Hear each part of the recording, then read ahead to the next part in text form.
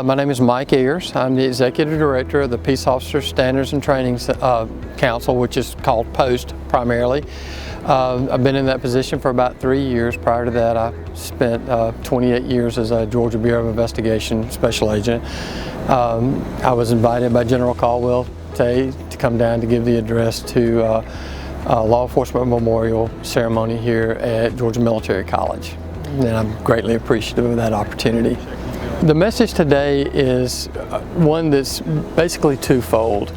While it's important to honor those officers who've paid that ultimate sacrifice, it's important to understand that that ultimate sacrifice sometimes is not as readily apparent as perhaps the 22,000 people whose names are on the National Law Enforcement Memorial Wall in Washington, D.C.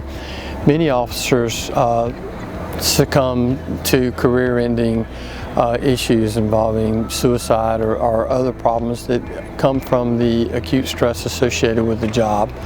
I think it's important that in our society today, when people are so critical of law enforcement in our country, to understand that police officers are just people with the same issues, frailties, shortcomings that anyone has. There are good days and bad days. But they still try to do the very best job that they can. And in my law enforcement career and in my current position, I think that in our state, our law enforcement officers do a very good job day in and day out of keeping us safe and protecting our property and our persons. You know, one of the things that I find appealing about Georgia Military College is just that leadership component. Being a veteran myself, my first real exposure to law or to leadership came through my service in the military. I learned a great deal by emulating those people who are, superior to me in rank.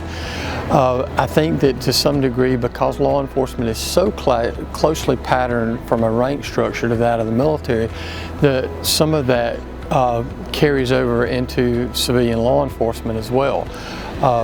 I think that we are probably not as fully developed in our leadership training as perhaps the military is. General Caldwell and I had an interesting conversation about that last night, and I'm looking forward to working with him about bringing some additional leadership training to the state law enforcement officers that we have, and hopefully partnering with Georgia Military College to be that tool to implement that process.